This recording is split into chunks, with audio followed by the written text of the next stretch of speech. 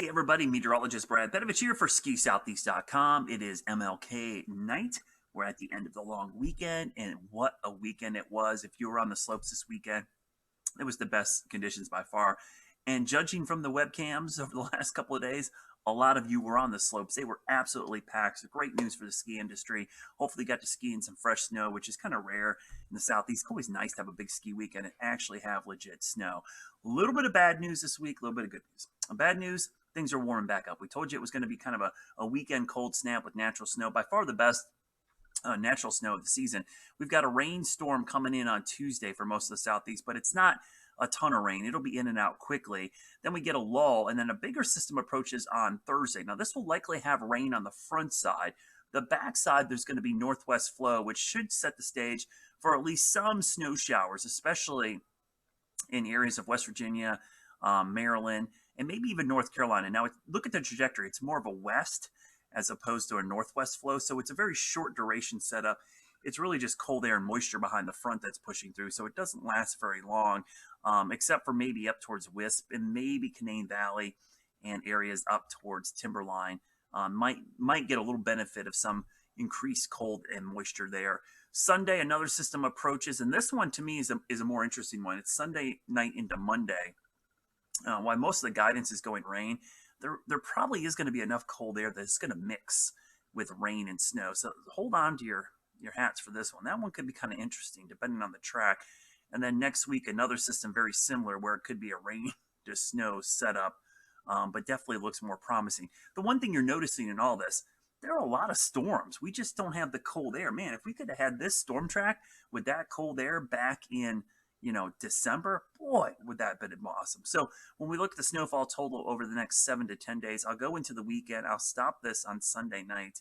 I'm going to go all the way to Sunday. Not a ton there. You could see some of the locations up in West Virginia and the typical places, Canaan Valley, Timberline up there, Snowshoe, Winter Place, maybe a little bit, and then Beach and Sugar Mountain, and maybe a little bit down towards Cataloochee, but nothing like we saw this past weekend. It's just not a really good setup. So you can kind of see there. And then going into next week with those wet kind of rain snow mixes, there's potentially maybe a couple opportunities there as we look long range. So let me real quickly show you the forecast here. I'm going optimistic with snowmaking opportunities at night because I don't think the windows will be huge, and maybe not the whole mountain. There's probably going to be an inversion a couple of these nights, but certainly going into the weekend, some good snowmaking opportunities in both areas of the Southeast, the northern resorts and the southern resorts. And again, maybe a little bit of rain snow mix this weekend. Certainly going to see some snow on Thursday for many locations. So let's start focusing on the long range here because, the first thing you start thinking about, what's it going to look like, Brad, going into the rest of January as we get ready to get into parts of February. So let's look at the upper levels, and this is what you're looking at here, 500 millibar charts. You can see that ridge over the Southeast for the middle of the week, but then here comes our storm system going into Thursday. That's a nice little setup. And then here comes another storm late this weekend coming across the country. So very active storm track, just not a ton of cold air. The cold air right now is kind of centered here in the south.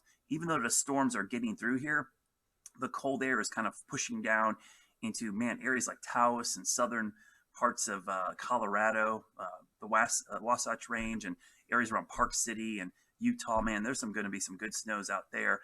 We need the cold air to get down in the East Coast, and right now that doesn't really happen until maybe later this month.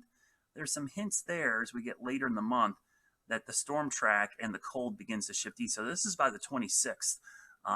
And that's not a bad little setup right there because finally, for the first time in a long time, the storm track is still here, but we're getting some cold air. It's centered in the middle of the country.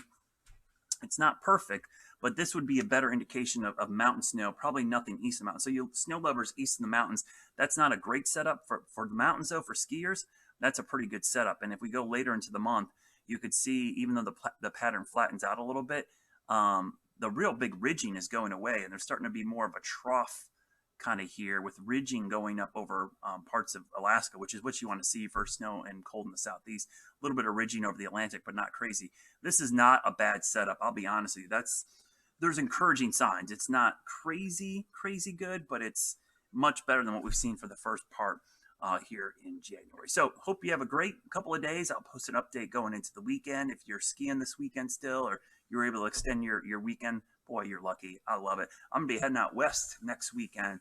I'm going out to Heavenly. So we're going to Tahoe to ski on some of those. I think 100 and some inches of snow in the last 7 days. So going to be pretty awesome. The atmospheric river storms pumping all that snow out west should be pretty interesting. I will post plenty of pictures and videos on my social media, but stay tuned. I'll be doing updates from Heavenly out at Tahoe.